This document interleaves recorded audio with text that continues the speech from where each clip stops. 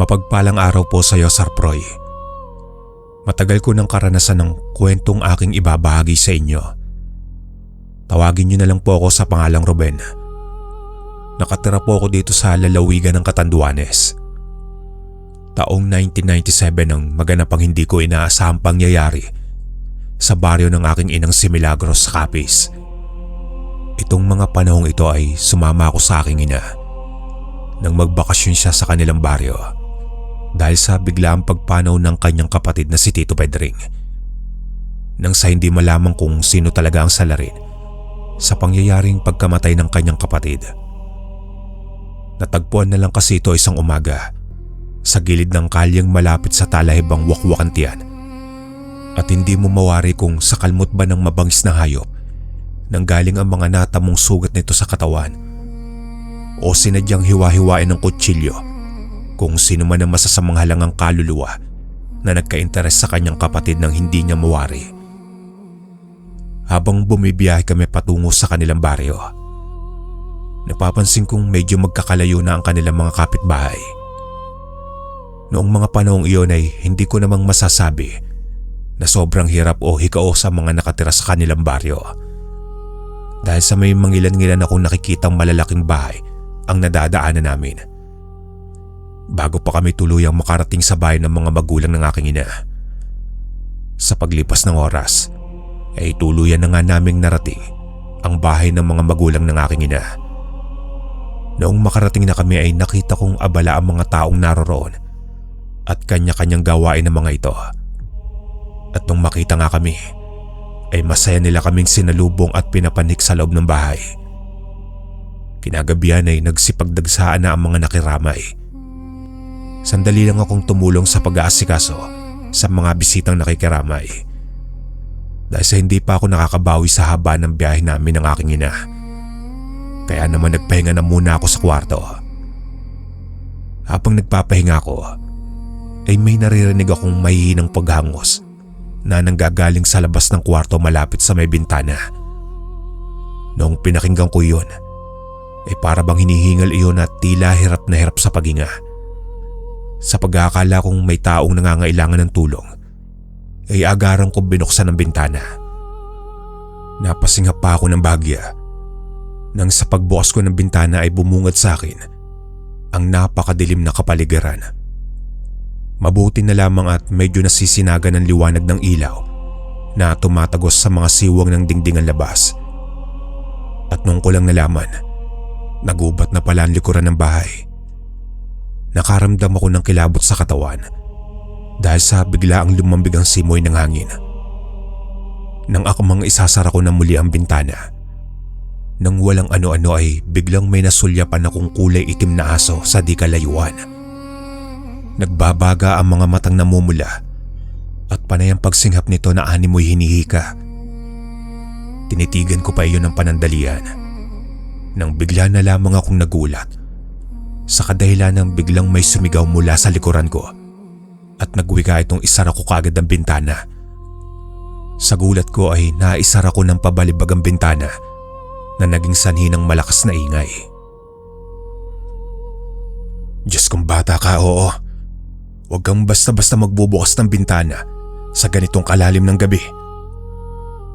Bulalas na wika ni Tio Mando. Tinanong pa niya ako kung nakalapit ba raw sa akin ang nilalang na iyon at kung may ginawa raw ba iyon sa akin. Nagtataka ako ng kabaryo dahil sa hindi ko alam kung ano ang pinagsasasabi ng aking tiyuhin. Isa pa, wala namang masamang nangyari sa akin. Kaya naman napakunot ang aking noo at napatanong sa aking isipan sapagkat bakit sinabi nitong nilalang ang asong iyon. Tio Mando, bakit niyo po sinabing nilalang ang asong iyon? Tanong ko sa aking tiyuhin nang iginaya niya akong pumunta sa may sala.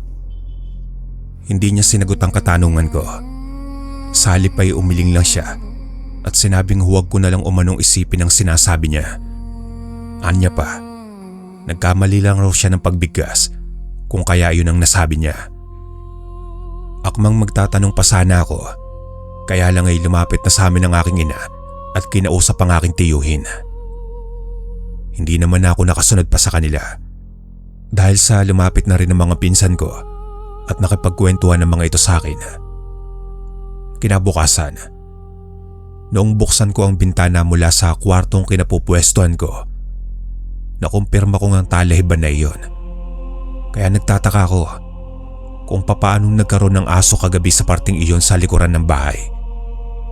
Naging maayos naman ang araw na iyon. Naglakad-lakad pa kami ng mga pinsan ko sa tabi ng daan ng kinahaponan.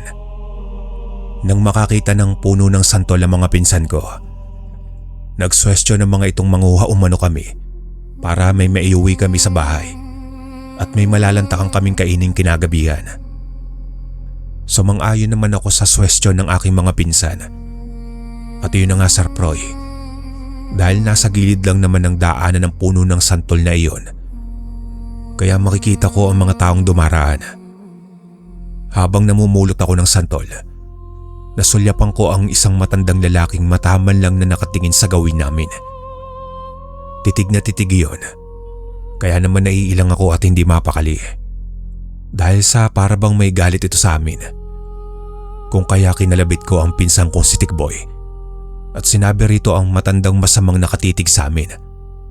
Anya ko pa baka nagalit na iyong may-ari, kaya tama na yung pangunguha namin at umalis na kami. Nasaan ba yung matandang sinasabi mo, pinsan? Wala naman ah. Wika ni Tikboy sa akin at iginaya ang mga mata sa unahan ng daanan. Noong tignan ko naman muli ang matanda, wala na iyon sa kinatatayuan niya. Binaliwala ko na lang iyon at nagpatuloy na ako sa pamumulot. Sa isip-isip ko pa, baka namamalikmata lang ako kanina. Matapos namin manguha ay umuwi na kagad kami sa bahay. Kinagabihan, matapos namin kumain ay napagpasya naming magpinsan na pumuwesto sa labas ng bahay. Napag-usapan kasi namin magdamagang kami maglalamay ng gabing iyon. Abala naman ang aking ina sa pag-aasikaso ng mga bisitang dumarating. Kasama niya si Tio Mando. Noong naglalaro na kami ng baraha, bigla kong naalala yung santol na kinuha namin kaninang hapon. Kaya naman sandali akong tumayo at tinungo ang kusina, tsaka kinuha yung mga santol. Kumuha na rin ako ng asin, tapos ay bumalik na ako sa pwesto namin. Makalipas lang ang ilang oras, kung hindi ako nagkakamali kabaryo, nasa pasado 12:00 na ng hating gabi iyon. Medyo nabawasan na ang mga taong nakikipaglamay ng mga sandaling iyon. Habang naglalaro nga kami ng bara, di inaasahang may nasulyapan akong matandang lalaki na nasa malapit sa may puno ng nyog na di kalayuan sa kinaroroonan namin. Panaka-naka akong nakakarinig ng tila ba humahangos na hayop. Kaya sandali kong inilibot ang paningin ko sa buong paligid. Nang sa walang ano-ano, ay bigla na lamang sumigaw ang pinsang kong si Judy at nagwika itong may aswang umano malapit sa may puno ng nyog. Kaagad naman akong hinatak ng aking ina papasok sa loob ng bahay, habang ang iba ko namang mga pinsan ay nagsipagpulasan at nagkanya-kanyang takbo papunta sa loob ng bahay. Maya-maya pa'y nagulat na lamang ako nang bigla kong nasipat ang isang malaking asong kulay itim. Nagbabaga ang mga mata nitong namumula at walang humpay ang paglalaway nito. Ngunit ang mas ikinagulat ko pa, kakaibang asong iyon kaysa sa pangkaraniwang aso. Sa kadahilan ng tila ba asong kalyeng punong-puno ng galis ang buong katawan nito at nakakalbo na. Umalinsangan na rin ang buong paligid at nakaamoy na rin ako ng amoy patay na hayop na nabubulok. Hanggang ilang sandali pa ay bigla nang nagkagulo ang mga kalalakihan at nakarinig na rin ako ng isang napakalakas na alulong. Patayin niyo ang aswang na yan! Sigaw ng lalaking may hawak na tabak. Nakita kong kumaripas ng takbo ang kakaibang aso papunta sa may talahiban. Kaya naman hinabol na iyon ng mga kalalakihan habang may kanya-kanya mga bitbit na matutulis na bagay. Makalipas lang ang ilang sandali ay bumalik na ang mga ito. Agad namang tinanong ng aking tiyuhin kung ano na ang nangyari sa nilalang na hinabol nila. Sumagot naman ang isa sa mga lalaking tumulong sa paghabol sa aswang at nagwika itong isang balbal umano ang aswang na iyon. Marahil ay nag-aabang lang iyon ng pagkakataon upang makuha ang bangkay na nasa kabaong. Pero sa kasamaang palad ay hindi na nila naabutan ng aswang. Ayon naman sa pinsan ko, noong unang sulyap niya raw sa nilalang ay isang matandang lalaki umano iyon. Subalit noong sulyapan niya ulit ang matanda ay bigla na lamang iyong naging isang asong nakakakilabot. Dahil sa pangyayaring iyon ay maiging pinabantayan ng aking ina ang bangkay ng aking tiyuhin. Nagtawag na rin ito ng albularyo at pinalagyan niya ng pangontra sa aswang ang kabaong. Nang sa ganoon ay wala nang makakalapit rito na masamang nilalang. Nalaman rin namin na isang aswang umano ang tumambang sa tiyuhin ko, kung kaya nasawi ito. Subalit hindi isang balbalan tumambang rito, kundi bagong yanggaw na marahil ay nagawi lamang iyon sa baryo nila. Naging maayos naman ang lahat, Sir Proy. Hanggang sana ipalibing na rin namin nang matiwasay ang bangkay ng aking tiyuhin. Hanggang dito na lang po ang aking kwento, mga kabaryo. Punta na po tayo sa pangalawang istorya. Dahil sa kilala na ang lolo kong si Kanar Singh dito sa aming baryo, ay maging ako ay kinaiinisan na rin ng ilan dito sa amin. Hindi ko naman sila masisisi dahil sa gawain ng aking lolo. Ako, si Enrico, nag-iisang apo ni Lolo Narsing, ang kilalang malokong ermitanyo. 25 anyos ako nang maganap ang hindi kanais-nais na pangyayari sa buhay namin. Kaya nagkaroon ako ng pangako sa sarili na iibahin ko ang paniniwala nila sa akin at lilinisin ko ang pangalan ni Lolo. Dito nga pala kami sa Samar Leyte naninirahan. Mang Doming, pabili nga ako ng 1 kilo ng bigas at 1 lata ng sardinas. Pakisupo to at baka mabutas ang bigas. Mahirap na hong pulutin yan sa lupa eh. Abay, oo naman, walang problema. Mabuti ka pa, Enrico Matino. Hindi kagaya ng lolo mo. Bakit naman po, Mang Doming? Ano po bang problema niyo sa Lolo Narsing ko? Wala naman. Maloko lang talaga ang lolo mo. Kaya mabuti na lang na hindi mo siya tinularan. Mabuting tao rin ho ang lolo ko, Mang Doming. Hayaan niyo ho sa susunod. Puro kabutihan na lang ang maririnig niyo tungkol sa kanya. Ayos na ho ba yung bigas at sardinas? Ganun lagi ang naririnig ko sa ibang tao tungkol sa lolo ko. Ewan ko ba kung bakit hindi nila makita ang mabuting gawa nito. Pero alam ko sa sarili ko na mababago ko yun. Maghintay lang sila. Pauwi na ako ng mga oras na yun at sa hindi inaasahang pagkakataon ay may nakasalubong akong isang lalaki na halos matanda lang naman sa akin ng ilang taon. Masama ang tingin nito sa akin. Kaya diretso lang akong nilampasan siya. Lolo, anong nangyari? Ikuha mo nga ako ng alak sa tindahan, Enrico. At ako'y nabitin sa 2 bote. Lo naman, parati na lang ho kayong ganyan. Gusto ko na lang isipin na tama yung mga sinasabi nila tungkol sa inyo. Tungkol saan ba yan, Enrico? Bahala ka kung ano ang gusto mong isipin doon. Ibang klase kayo. Bakit ayaw niyong baguhin ang pangit na tingin ng tao sa inyo? Wala akong pakialam sa kanila, apo. Sa sama ng loob ko ay umalis ako ng bahay. Ganun naman lagi si Lolo. Maglalasing tapos magbabasag ng gamit. Kaya hindi ko na namalaya na nakarating na pala ako sa isang lumang bahay na iniiwasan ng ilan. Ang sabi ay hindi raw ordinaryong tao ang nakatira doon. Masyado na pala akong napalayo. Anong klaseng bahay ba to? Ano yun? Sinong nariyan? Hoy, Enrico. Bakit ka naririto, ha?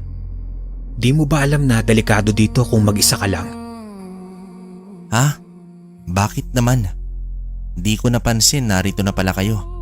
Kaya nga nagulat rin ako nang ako'y matauhan na. Umuwi ka na. Sumabay ka na sa akin, ha? At huwag ka nang babalik dito. Buti nakita kita. Sige, susunod na ako, Tigro. Bakit ka pala narito? Akala ko'y delikadong magpuntang mag-isa rito sa lugar na to. Ang totoo niyan, marami kami. Nauna na yung iba. Kaya tara na, baka abutan pa tayo ng dilim. Mahirap na. Sige, nariyan na ako. Sumunod ako kay Tigro kahit na nalilito ko sa ibig nitong sabihin. Iba rin kasi ang pakiramdam ko nang makita ko ito agad. Malapit na ako sa aming bahay, kaya naman huminga muna ako ng malalim dahil alam kong lasing na naman si Lolo Narsing. Lo, nariyan na kayo? Ay, Enrico. Oh, bakit Ben? At humahangos ka. Anong meron? Nako, ang Lolo Narsing mo naroon sa kalye pinagtutulungan ng mga tambay. Ha? Bakit? Tara, samahan mo ko. Nako, napagtripan. Lasing yata kaya ayun, itinulak kasi yung batang naglalaro kaya ayun, pinagtulungan. Tara na, dalian mo na. Tara Ben, baka kung anong mangyari kay Lolo doon. Tumakbo kami ni Ben dahil sa sinabi nito. Pasaway talaga si Lolo, lalo na kapag may tama ng alak. Madalas kasi siyang manloko na may mga aswang daw kaya naiinis na sa kanya ang ilan. Lolo, tigilan nyo na yan. Ano ba kayo? Nakita nyo nang binubugbog yung matanda. Hindi nyo man lang tinulungan na awatin. Nako Enrico, yung lolo mo kasi itinulak itong si Atoy. Kaya yan, nabugbog tuloy. Ng 3 lalaki? Talaga ba? Nakita nyo nang hindi makatayo yung tao. Yung isang suntok pwede pa sana. Kaso binugbog nyo. Dapat lang yan. Maloko yung lolo mo, Enrico. Tandaan nyo tong lahat. Huwag kayong lalapit sa amin kung may hindi magandang mangyari sa inyo. Mga wala kayong puso. Namatay ba yung bata? Hindi naman, di ba? Enrico, tama na yan. Halika na. Hindi Ben, sobra na kayong lahat. Sana hindi nyo danasin yung ginawa nyo sa lolo ko. Inakay namin ni Ben ang lolo kong halos mabura ang mukha dahil sa bugbog na natanggap nito sa 3 lalaki. Halos madurog ang puso ko dahil sa natamo niya kanina. Masama ang loob ko sa kanya pero kahit kailan, hindi ko hahangarin na magkaganito siya. Enrico, grabe naman sila. Naiintindihan kita. Dapat pala inawat ko na kanina bago pa kita tinawag. Wala yon. Sana hindi nila danasin yung ginawa nila kay Lolo. Bilisan na lang natin para magamot mo na si Lolo Narsing. Salamat Ben ha. Kahit na marami rin ang mga pagkakamali ng lolo ko, nananatili ka pa rin na kaibigan ko. Wala yun. Para saan pa bang naging magkaibigan tayo? Basta, kakampi mo ko Enrico. Basta, salamat pa rin sa'yo Ben. Nakarating na kami sa aming bahay. Agad akong kumuha ng tubig at malinis na bimpo para idampi sa nabugbog na mukha ni Lolo Narsing. Lubos ang awa ko dito habang si Ben naman ay nakatunghay sa aming dalawa. Hanggang sa natapos ko itong linisan, tulog pa rin si Lolo kaya hinayaan ko na muna ito. Mauna na ako Enrico. Baka bukas na lang ako bumalik dito. Sige Ben, maraming salamat. Mag-iingat ka. Walang anuman Enrico. Sige, salamat rin. Malapit na rin ang dilim ng mga oras na yon. Ang bilis ng maghapon. Nagluto ako ng aming hapunan ni Lolo Narsing at nang makita ko ito ay nakaupo lang siya sa katre. Tingin ko'y masakit ang mga sugat niya. Lo, kamusta kayo? Pasensya ka na, Apo.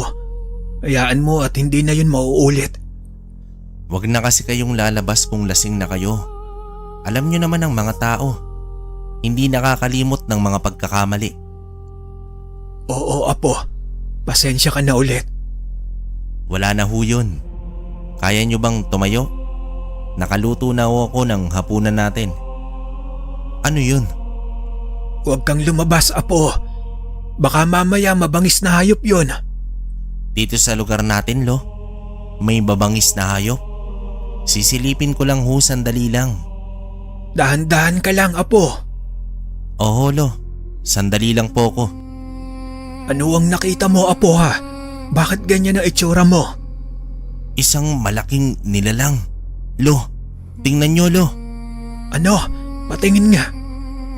Maging si Lolo ay nagulat nang masilayan niya ang nasa labas ng aming bahay. Isang malaking nilalang na iba ang anyo. Matagal bago nagsalita ang lolo ko pero sa huli ay nasabi niya kung ano yon. Meron pa palang ganyan ngayon. Akala ko ay matagal na silang naubos. Ano yan, Lolo? Bakit tila kakaiba yung itsura? Isang aswang yan, Apo. Aswang? Yang boses mo at baka tayo marinig. Pero bakit ho, Lolo? Na merong aswang pa rin? Hindi ko alam, Apo. Pero kailangan nating sabihan ng mga tao dito tungkol sa aswang. Sa tingin nyo, Lo, may maniniwala pa kaya sa inyo? Ang tingin ng lahat ay maloko lang kayo at sinungaling. Sa bagay na yan ay wala na akong magagawa.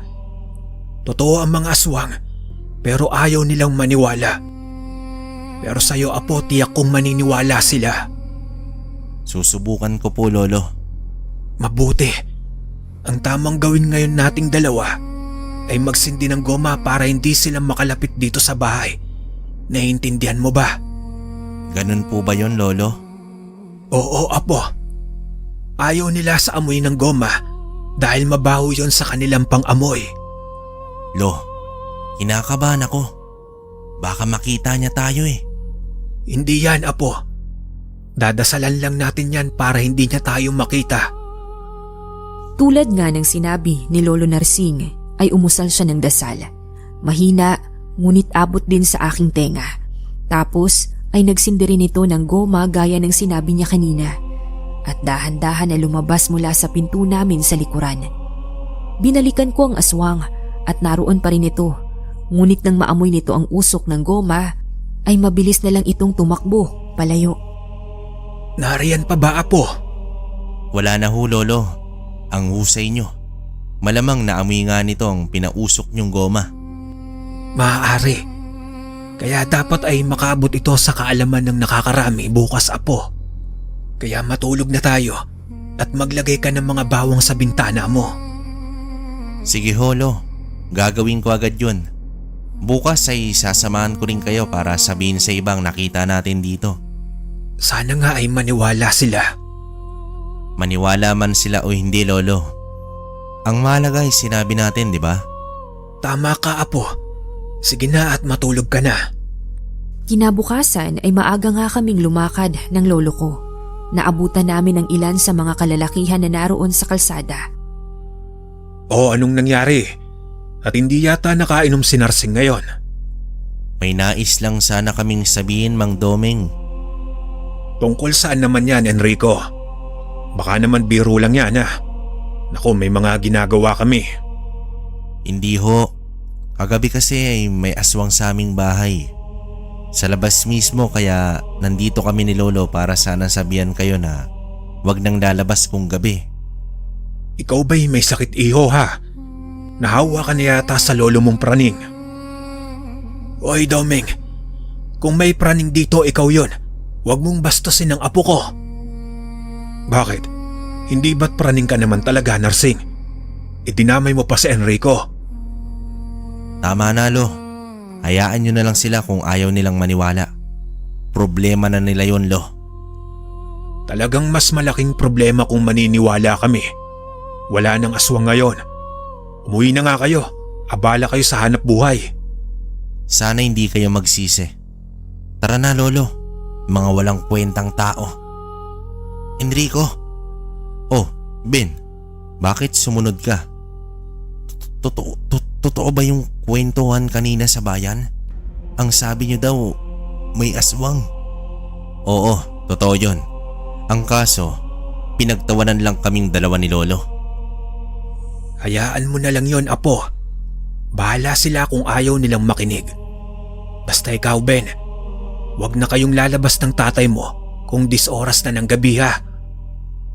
Oho, Lolo Narsing. Paano naman mahuhuli ang sinasabi niyong aswang? Hindi pa nga namin alam ni Lolo. Pero sigurado na atake yun kung gabi. Kaya mag-iingat ka. Kayo rin. Sasabihin ko rin si tatay pati ang iba naming kapitbahay. Salamat, iyo. Pero hindi na siguro kailangan. Baka isipin din nila na nagloloko ka. Maghintay na lang tayo kung ano ang mangyayari sa mga taong ayaw maniwala. Sige ho, Lolo Narsing. Enrico, mauna na ulit ako ha. Tumango naman kami ni Lolo dito at ilang saglit pa ay nakabalik na kami sa bahay. Bakit kaya ganun yung ibang mga tao? Nagmamalasakit ka lang tapos pagtatawanan ka pa sa huli. Ganon talaga, Apo. Kaya nga naging maloko rin ako sa iba dahil minsan ay ayaw nilang paniwalaan ng totoo. Kaya ngayon ayaw nilang maniwala kahit talaga namang totoo na may aswang dito. Huwag mo nang isipin yon. Tara at nang makakain na ng almusal. Oo nga pala, Lo. Paano natin lalabanan ng aswang? May mga gamit ba kayo? Simple lang yon, Apo. Basta naniniwala ka na may Diyos, panalo ka na sa bagay na yon. Tama kayo, Lolo. Mas malakas siya kahit kanino pa man. Sa mga lumipas na araw ay parati na lang na napapailing ang mga tao kada makikita nila kami ni Lolo. Pero di na namin yun pinapansin. Hanggang sa sunod-sunod ang mga nawawalang mga hayop at nakikita na lamang na kalahati na lang ang katawan at ubos na ang dugo. Maging mga kambing at kalabaw ay ganun din. Pero hindi pa rin sila natakot. Tao po? Lolo Narsing? Enrico? Nariyan ba kayo ha? Sandali lang. Sino ba yun? Ang aga. Enrico? Tao po? Oh, Ben. Bakit ang aga mo yata dito sa bahay? Ibabalita ko lang sa inyo yung mga hayop na namamatay. Pati mga kalabaw at kambing. Oh, bakit naman sa amin mo sinasabi yan? Alam mo ba? Putol lang mga katawan nila saka wala nang mga dugo. Nakakatakot. Sino ba yon, Enrico, ha? Lo, si Ben ho. Ay yung mga alaga daw sa bayan walang mga dugo at kalahati na lang. Ah, kailan pa yon? 1 linggo na ho, Lolo Narsing. Yan na nga ba ang sinasabi ko? Talagang namiminsala na ang aswang. At pag hindi na nakontento yan sa mga alaga nyo, malamang ay tao na ang isusunod niyan. Totoo ba yan, Lo? Paano ho yun? Ayaw naman nilang maniwala. Hindi na natin problema yon, Apo. Basta binalaan natin sila, hindi ba? Kung ganun, Lo, dapat palang may mga gamit na para sa nilalang na yon. Oo, Iho. Mag-iingat kayo. Malakas ang aswang na ito. May isa pa nga pala, Lolo Narsing. May 2 dayong dalaga dito. Ang ganda nila. Nakakabighani ang muka. Nung dumating sila, nagsimula ng mga ganun. Tapos kada gabi daw, may malaking ibon sa gabi. Nang sabi pa'y mukha raw yun ng magandang dalaga. Tama nga ako. Mga mandurugo yon. Mandurugo ho, Lolo? Ano? Mga aswang din sila? Oo, Apo. Mga uri ng aswang ang mandurugo. Nagpapalit ng anyo sa gabi bilang ibong mandaragit na may mukha ng magandang dalaga. Mas mabagsik kaysa sa mga manananggal. Ngayon alam ko na. Salamat ho, Lolo Narsing. Mauna na ho ako ulit. Abay, kumain ka na muna din niya, Iho. Saluhan mo na kami. Oo nga naman, Ben. Tayo na sa loob nang makakain ka na rin. Nakakahiya naman ho pero sige na nga. Mula nang malaman ko ang tungkol sa mandurugo ay hindi na ito nawala sa isip ko. Kada gabi ay tinatalasan ko ang aking pakiramdam, maging ang aking pandinig. Kaya naman kinilabutan ako nang makarinig ako ng kaluskos mula sa gilid ng aking silid. Ano yun? Hindi kaya narito ang mandurugo? Apo, Enrico, gising ka pa ba, ha? Lo, pasok ho. Bukas yan. Kanina ka pa ba gising, Apo?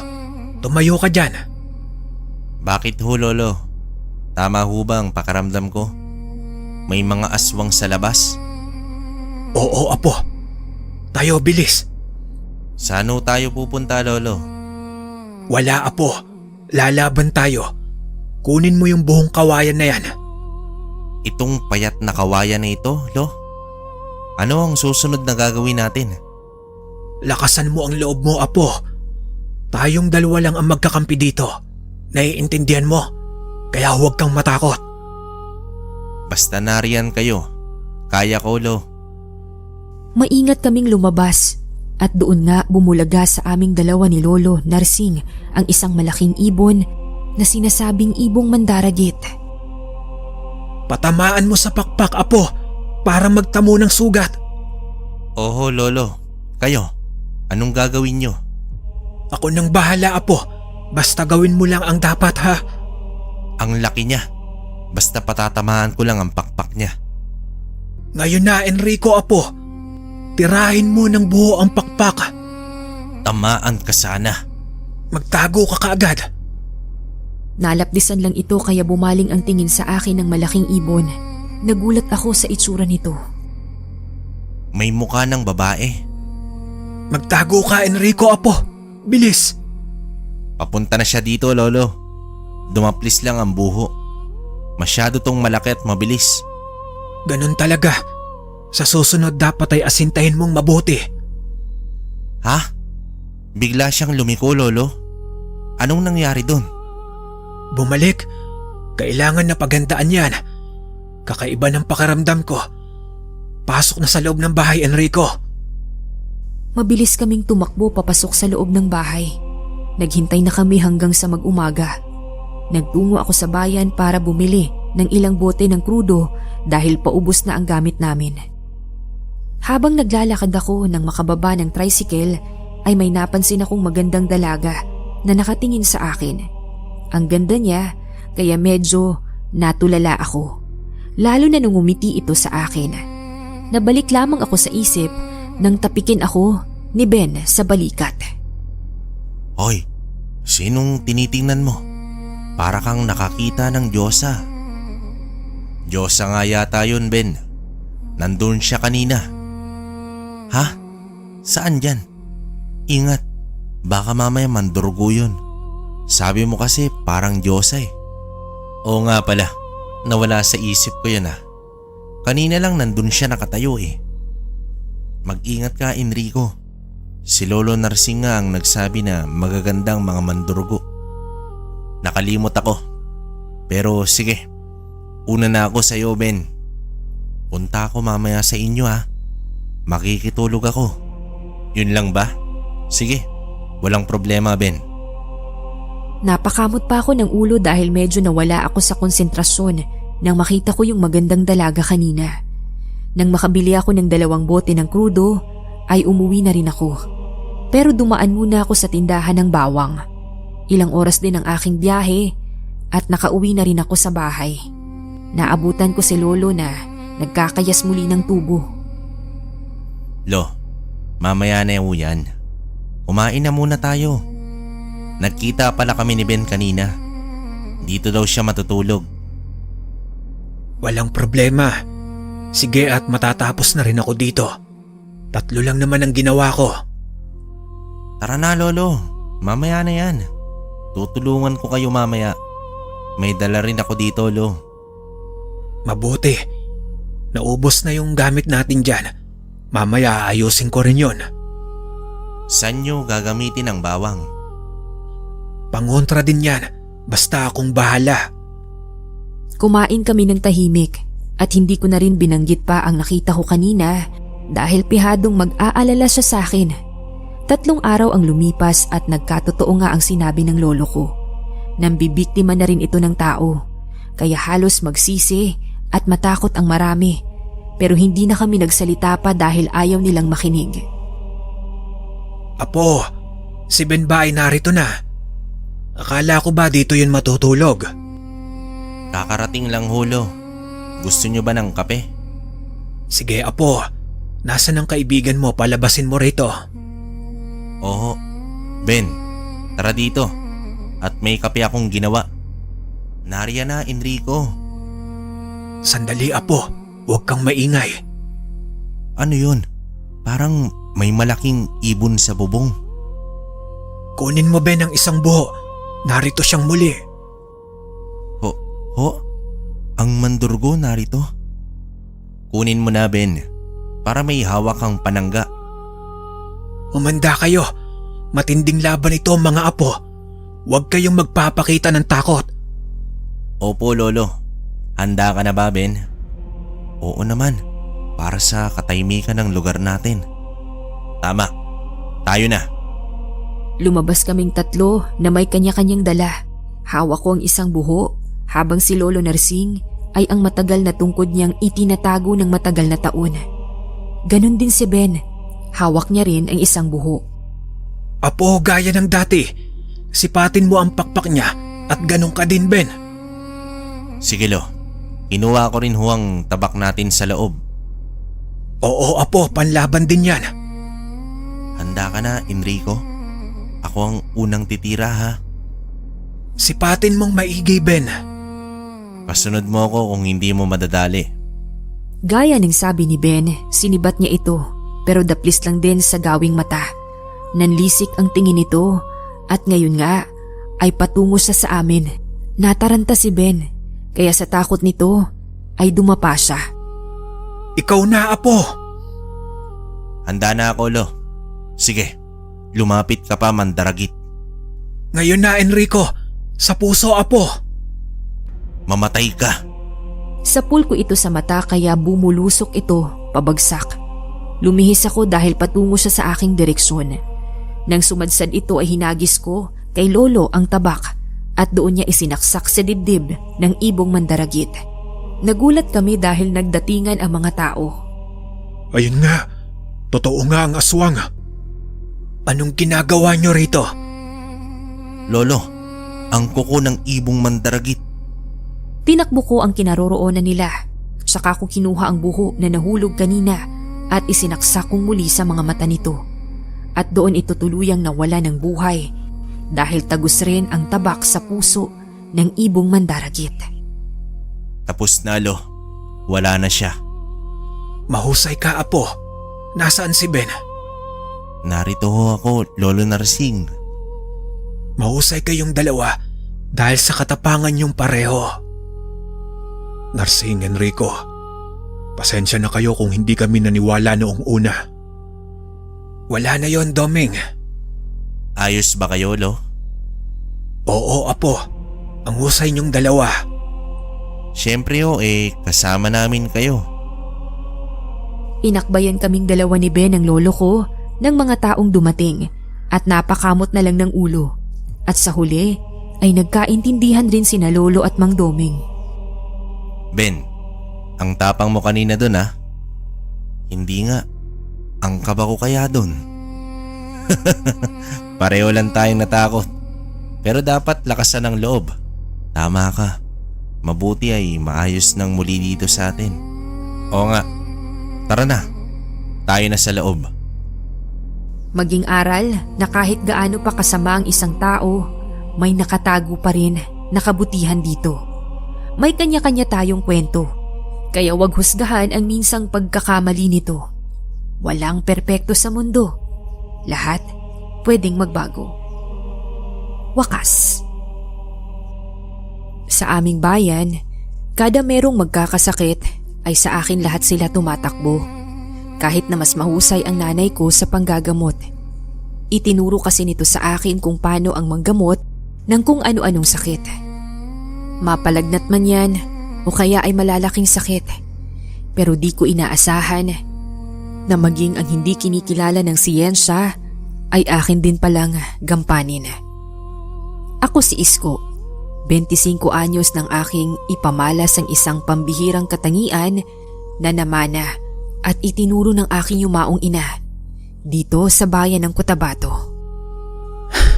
Isko, nako halika, dalian mo. Bakit ho? Anong problema Mang Goryo at kayo humahangos pa? Nako, Isko, si Berto natuklaw ng ahas sa bukid. Madali ka na at baka tumigas na ang panganon. Ho? Anong malay ko ron manghihilot lang ako. Sa iba nyo na lang dalin si Berto. Ano? Hindi ba't napagaling mo noon ang anak ni Mameng noong nahulog sa puno? Oo Mang Goryo. Pilay nga ho yun kaya ako napapagaling. Ibang usapan naman ho yung natuklaw ng ahas. Basta, Tara na at subukan mo lang. Sige na, Isko, tara na. Sige na nga ho. Halos 1 kilometro din ang tinakbo namin ni Mang Goryo. Pagdating namin sa bahay nito, ay maputla na siya. Diyos ko, ang putla na si Berto ah. Wala ba kayong ginawang unang lunas? Palagay ko'y wala. Dahil ikaw nga ang hinihintay nila. Subukan mo lang, Isko. Baka makuha mo ang kamandag niya sa katawan. Saan ho ba nakagat itong si Berto ng ahas? Nasaan ho bang parte? Sa binti niya daw, Isko. Yan ang hinihilot daw kanina. Pahingi nga ho ng kutsilyo na matalas. Pakibilisan nyo na lang ho at delikado ng itsura ni Berto. Oh, ano pang tinatayo-tayo mo dyan, Ason? Ikuha mo ng kutsilyo. Teka lang ho. Parang hindi naman siya nakagat ng ahas, Mang Goryo ah. Tingnan nyo yung mga daliri niya sa paa. Kung pantay ba o hindi. May iba akong nararamdaman sa kanya. Madali naman naming tinignan ito ng isang lalaki. At gulat pa itong napatingin sa akin. Maging sa mga kasama namin na wala namang maitutulong. Ano? Pantay ba o hindi? Mang Goryo, kayo nga ho ang tumingin. Natulala na si Totoy eh. Diyos kong mahabagin. Maigsi ang daliri, Isko. Anong ibig sabihin nito, ha? Kung ganun, tama nga ang nararamdaman ko. May barang si Berto. Ano? Pero sino ang gagawa nito sa apo ko, Isko? Saan ho ba nagpunta itong si Berto bago nangyari yan sa kanya? Nako, Mang Goryo at Isko. Galing yan dun sa isang lumang kubo. Ang sabi niya sa akin kanina ay may nakuha raw siyang 1 kwintas doon. Sangkubo ba yon, Dodong? At nasan ang kwintas na sinasabi mo, ha? Ikaw, Ason, hindi mo ba pinagsasabihan itong anak mo?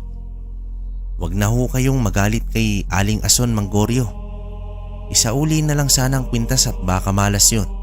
Pahingi na lang ho ng tubig at kandila para makatiyak ako. Aanin mo yun, Isko. Tatawasin mo ba siya?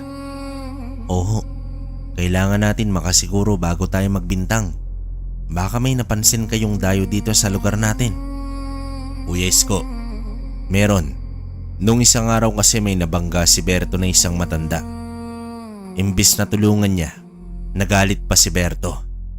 Sabi ko mukhang dayo yung matanda. Tumawa lang yang si Berto eh. Teka, Dodong. Alam mo ba kung saan nakatira itong matandang sinasabi mo?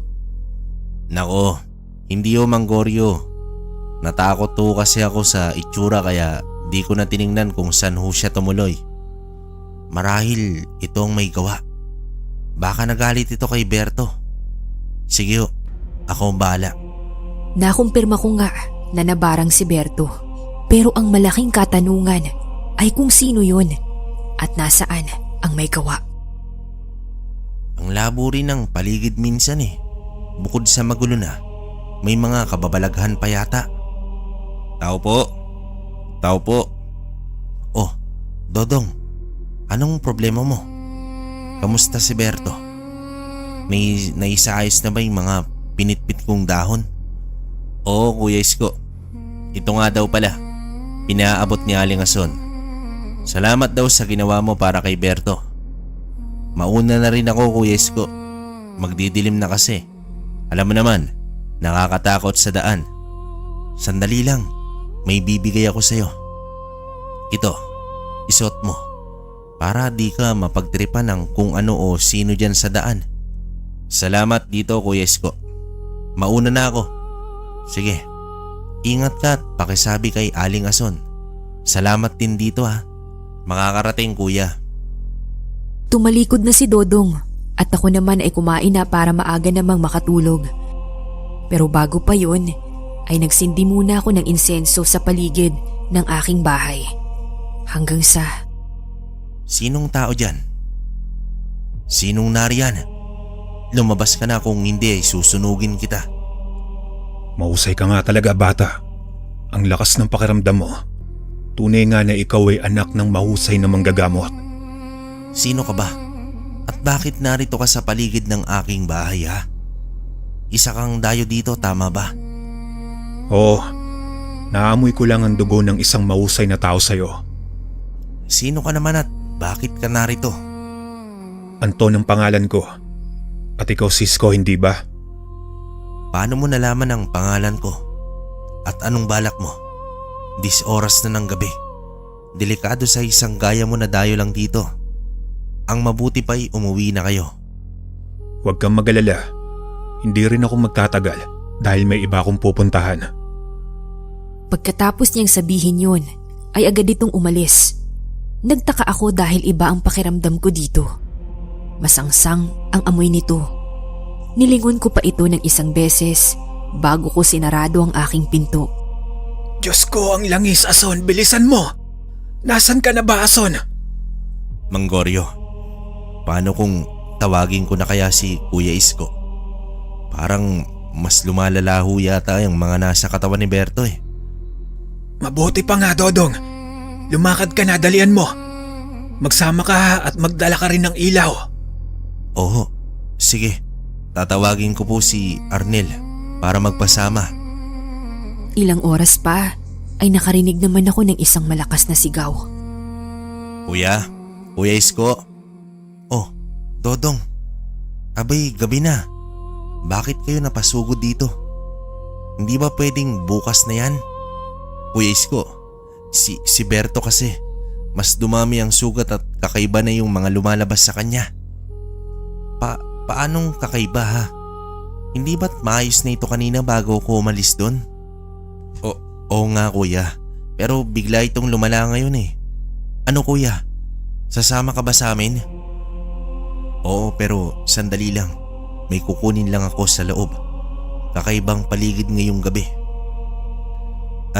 Anong ibig mong sabihin kuya? May panganib ba? Basta, ayos na ito. Tara na, kunin mo ang sulo para tanglaw sa daan natin. Umalis kaming tatlo, pero dala ko ang isang palatandaan kung may ibang nilalang sa paligid. Isang maliit na bote ng lana. Kukulo ito kung may masamang elemento sa paligid. Sandali lang, Dodong Arnel. Bakit ho Kuya Isko? Kukunin ko lang ang aking lana. Masyado kasing tahimik at malamig ang hangin eh. Para saan yan kuya? Di ba't ordinaryong langis lang yan? Anong magagawa niyan? Kapag kumulo ito, isa lang ang ibig sabihin nun, Dodong. Ano kuya? May aswang sa paligid. Huwag kayong maingay. Ano ba kayo? Lakad na, dali. Huwag ka kasing manakot Kuya Isko. Hindi ko pa kayang makakita ng aswang. Narito na ako, Manggoryo. Insenso, Manggoryo, pengi ako. Sige, Isko. Teka lang at kukuha ako. Manggoryo, dalian nyo. Eto na, Isko. Aanihin mo ba yan? Hindi na si Berto yan. Ang mambabarang ang nasa loob nito. Susubukan kong paalisin ang nasa katawan niya. Hindi mo ako matatalo, bata. Sino ka? Umalis ka sa katawan ni Berto. Salot ka dito. Hindi. Papahirapan ko siya. At hindi mo ako pwedeng diktahan. Maawa kayo sa apo ko. Tigilan mo na kung sino ka man. Biglang nawala ng malay si Berto. Kaya naman saglit na tumahimik sa loob ng bahay nila. Kailangan natin makilala kung sino ang gumawa nito. Sino kaya? Wala naman ng mambabarang dito. Dahil matagal na panahon na siyang napaalis ng iyong ina. Sino ho? May kilala ho kayo? Si Anton. Isang mahusay na mambabarang at gumagamit ng kaliwa. Anton? Kung ganon, bumalik siya. Siya yung lalaking nakausap ko kanina bago dumating sila Dodong sa bahay. Diyos ko, bakit narito siyang muli? Isko, tulungan mo ang apo ko. Gagawin natin ang lahat. Nasaan na ang mga dahon? Bilis! At iba na ang kulay ng balat ni Berto. Dinikdik ko ng pino ang mga dahon. At sa tulong ng mga orasyon na aking gamit, ay pansamantalang umayos ang itsura ng katawan ni Berto. Naghilom ang ibang mga sugat na nilalabasan na ng mga ipis at uod. Nagpaalam na rin ako sa mga ito dahil maayos na si Berto. Binilin ko rin na huwag aalisan ng mga dahon ang mga sugat. Palitan kada 2 oras. Alam ko nandito ka. Anong gusto mo? May dala akong bagay na nagsasabing may kasama ako dito. Labas na. Mahusay ka talaga, bata. Akalain mong napahupa mo ang mga insekto ko. Bakit mo ito ginagawa? Anong dahilan? At nagbalik ka pa? Aba, at akalain mo nga naman, kilala mo na ako ngayon. Tigilan mo na ang kaibigan ko. At lisanin mo nang muli ang bayan na ito. Hindi, Isko. Hambog ang binata na yan. Hindi marunong makita ang mali niya, kaya dapat lang sa kanya yon. Nagpalit ito ng anyo. Kaya naman ang tignan ko, ang lana, ay sobra ang pagkulo nito. Isa pala itong aswang. May taglay na mahabang buhok at may matalas na ngipin. Anak ka ng lahi mo. Tatapusin na kita ngayon at uubusin ko ang mga tao dito sa bayan. Hindi ko hayaan ang nais mo, Anton. Lalabanan kita. Yun ay kung makakaya mo ako, bata. Ang ligsi nito kaya naman napasalampak ako sa lupa. Nabitawan ko ang lana na patuloy pa rin ang pagkulo. Nahagip ng aking paningin ang malaking bato at sakto paglundag niya sa akin ay sako namang pukpok sa mukha ni Anton. Magbabayad ka sa ginawa mo sa mukha ko. Nararapat lang yan dahil isa ka rin palang aswang. Umalis ka na dito sa aming bayan. Hindi. Walang kahit na sino ang magpapaalis sa akin dito, tandaan mo yan. Hindi pa tayo tapos at babalikan kita, Isko. Magmula nang malaman ko na si Anton ngayon ay mas marami ang nagkasakit. Palagi akong nasa labas ng bahay para tulungan siya. Ang iba ay malubha na pero nagagawan ko ng paraan sa tulong ng aking kakayahan kaya walang namamatay.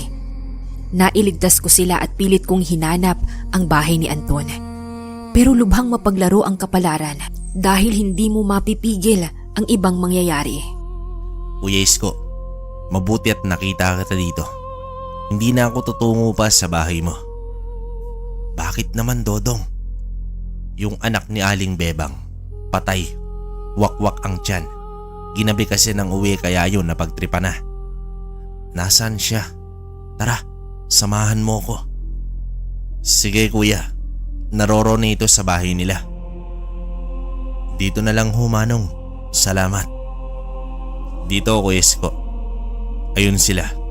Kawawa naman, may mga anak pa na maliliit. Iisa lang ang may gawa niyan. Bakit ayaw nilang tumigil? Umuwi ka na sa inyo at sabihan mo silang lahat na wag nang lumalabas tuwing lulubog na ang araw. Sige kuya, gagawin ko. May ilang nakapagsabi sa akin kung nasaan ang bahay ni Anton, kaya naman uwi muna ako para kumuha ng mga gamit. Isa siyang aswang na mambabarang, kaya malamang ay takot din ito sa asin. Kaya tapos siya sa akin. Naghintay ako ng oras at hanggang sa inabot ako ng dilim. Alam kong aatake ito kada gabi para maghanap ng biktima. At hindi nga ako nagkamali. Nakita ko ito sa labas ng isang maliit na kubo at tila may sinisilip doon. Hoy aswang, umalis ka dyan o papakainin kita ng isang dakot na asin. Pakialamero ka talaga, Isko. Oo, dahil salot ka dito. Kahit sino, hindi matutuwa sa ginagawa mo. Wala kang pakialam. Alis dito, hindi ka dapat nagbalik pa. Tumakbo ito sa madilim na bahagi kaya sinundan ko rin siya hanggang sa makita ko kung saan siya nakatira. Isang maliit na kubo sa gitna ng maliit na sapa. Doon siya pumasok kaya naghintay ako ng ilang mga minuto. Alam ko na ngayon kung saan ka nakatira, Anton. Bukas kita babalikan dahil masyadong delikado sa akin. Kailangan ko ring bumalik dahil nasa teritoryo niya na ako. Delikado para sa akin. Pagbalik ko ay naghanda ako ng mga gamit. dahon na may orasyon at sinamahan ko ng bawang para gawing katas.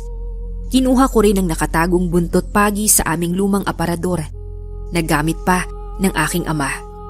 Mahusay ito sa panlaban ng lahat ng uri ng aswang at tiyak kong susugat din ito kay Anton. Nang lumiwanag ay sinabi ko sa iba kung sino ang may gawa ng mga pagpatay. Si Anton, kaya nagpresenta sila na sasama at tutulong sa akin, pero tumanggi na ako dahil baka mapahamak pa sila. Isko, nariyan ka pa ba? Bakit ho, Mang Goryo? Gusto sana kitang samahan, iho. Pambawi sa ginawa mo sa aking apo. Hindi na ho. Kaya ko na ho yun. Dumito na lang kayo. Sigurado ka ba, iho? May alam din naman ako sa mga aswang na tulad ni Anton. Hindi na ho. Ako na ang bahala. Hindi ko na hinayaan na sumama pa si Mang Goryo. Alam kong mapanganib ito kaya minabuti kong ako na lang. Malayo pa lang ay tanaw ko na ang usok na tiyak kong nagmumula sa kubo nito. Tila tahimik ang buong paligid kung kaya't minabuti kong maghintay muna kung lalabas ito. Pero inabot na ako ng ilang oras doon, ngunit walang Anton na lumabas. Malamang ay wala na ito sa loob ng kubo niya. Tiyak na nasa paligid lang siya at nakamasid rin sa akin. Kailangan kong magdoble ingat at baka inaabangan niya rin ako. Anong ginagawa mo dito? Sinusundan mo ba ako, Isko? Paano ka napunta rito? Kanina ka pa wala sa iyong kubo ah. Ano sa palagay mo? Ramdam ko na may ibang tao dito at tama nga ako. Narito ang anak ng isang manggagamot noong araw. Nandito ako para malaman kung bakit piniperwisyo mo ang mga nakatira dito. Wala ka na doon. Masama silang lahat kaya dapat lang yun sa kanila. Tumayo ako at nakipagtitigan sa kanya. Nakipag-usap ako dito na itigil na niya ang mga perwisyo na ginagawa nito sa bayan. Hindi ito umimik kaya naman iniwan ko siya doon mag-isa. Kapag ginawa niyang muli ay hindi na ako mangingimi na labanan siya. Oy, Kuya Isko, anong nangyari sa pagpunta mo doon na? Inausap ko muna siya. Pag inulit niya, wala na akong magagawa, kundi ang sapilitan na paalisin siya dito sa atin. Tama yun, kuya. Nagdadala siya ng sakit ng ulo dito sa atin kaya tama lang yun.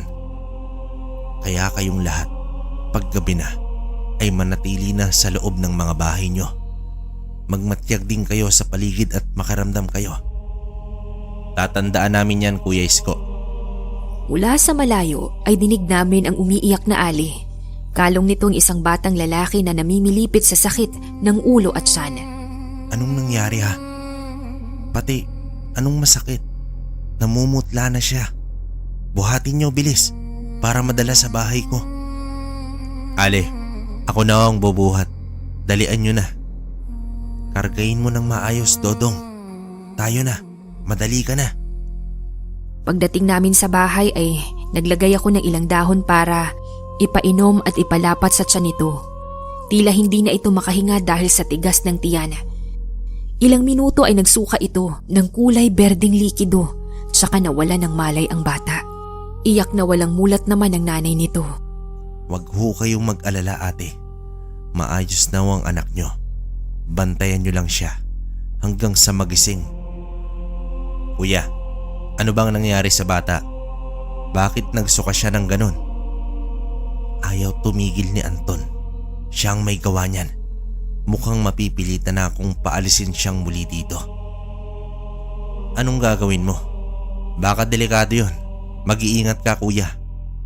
Ngumiti ako kay Dodong dahil nag-aalala siya kahit na hindi ko naman ito kaano-ano.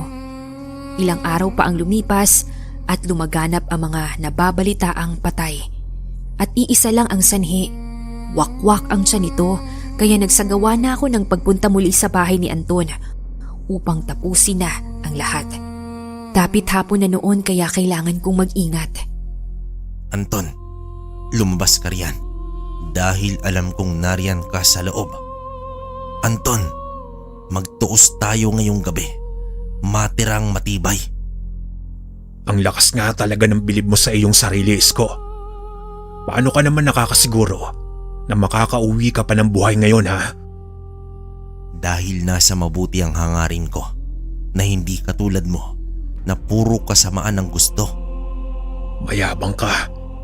Kung hindi masasama ang ugali ng mga yan, hindi ko sila kakantiin. Kaya hindi mo alam. Naapi ka ba sa tingin mo? Kinamit mo sa masamayang kakayahan mo, Anton. Eh ano naman ngayon sa'yo? Wala ka ng pakialam doon.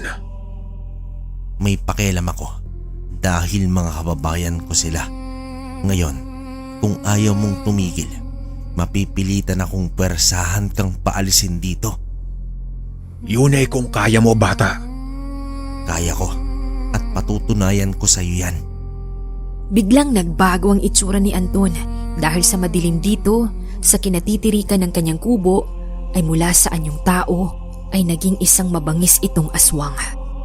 Humanda ka na, Anton. Lapit, bata. Itong sayo, tanggapin mo to. Asan? Hindi mo nga ako natamaan, bata. Huwag kang mayabang, Anton. Hindi naman, bata. Ang layo naman ng itsura ko sa katawan ng puno, hindi ba? Sa susunod di mo na magagawang umiwas sa akin. Gawin mo, bata. Puro kadaldal. Hinagupit ko itong muli sa baydukot ng asin sa aking bulsa, saka ko sinaboy sa mukha niya. Anong ginawa mo? Magbabayad ka sa akin. Yan ang bagay sa'yo. Masyado kang komportable. Masakit, di ba? Bilib na bilib ka kasi sa sarili mo. Lapastangan ka sa aming lahi. Tatapusin na kita ngayon. Tinapatan ko ang ligsi niya bilang isang mahusay sa pakikipagtagisan. Si Anton bilang aswang ay hindi ko inurungan. Hawak ko ang buntot pagi at walang patid ko siyang hinampas nito. Tukop ni Anton ang muka dahil sa natamong lapnos sa asin. Ang sumunod kong ginawa ay inilabas ko ang dala ko ring dahon na may katas ng bawang. Kahit gaano ka pa kagaling, di ako na may kahinaan ka rin. Itong sayo, bata. Matalas ang mga kuko niya. Muntik na ako dun, ha. Swerte mo, bata. Pero sa susunod ikaw na ang mahahati. Sige lang, sumugod ka lang. Tatapatan kita, Anton. Isang mabilis na pag-atake ang ginawa nito. Nais talaga niyang mapatay ako.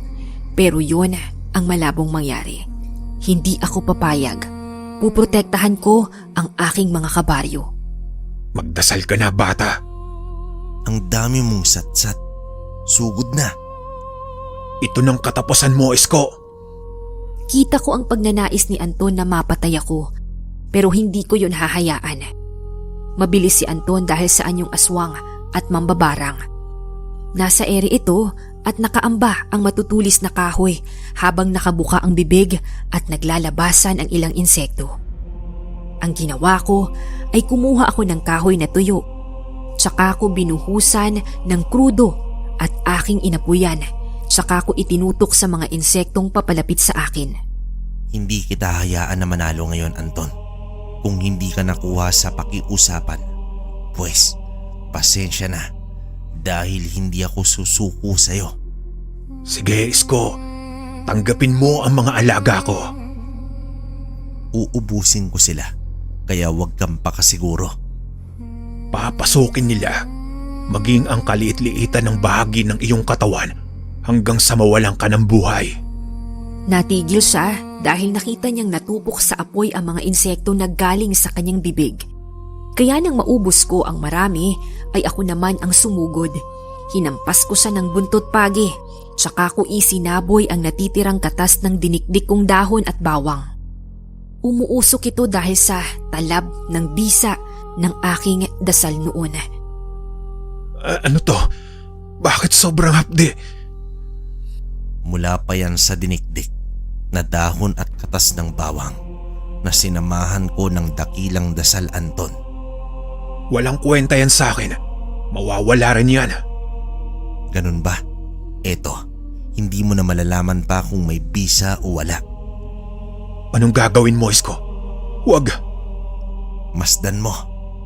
Tumakbo ako patungo sa kanya, Tsaka ko hinampas ng sunod-sunod ang kanyang katawan. Naglatay ito ng malalim at wala nang lunas pa. Hanggang sa mapaluhod ito at hindi na makabangon dahil sa panghihina. Hindi ito maaari. Tapos ka na, Anton. Huwag ka nang babalik pa. Wag, Isko. Wag. Kung ginamit mo lang sana sa kabutihan ang iyong kakayahan, ay baka hindi umabot dito ang lahat. Namatay si Anton dahil sa huling tira ko ng buntot pagi. Nakakalungkot lang dahil naghiganti siya sa mga nagpakita ng pangit na ugali dito. Ugaliin na huwag manghamak ng iba.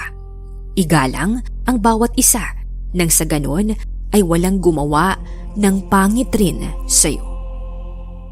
Wakas.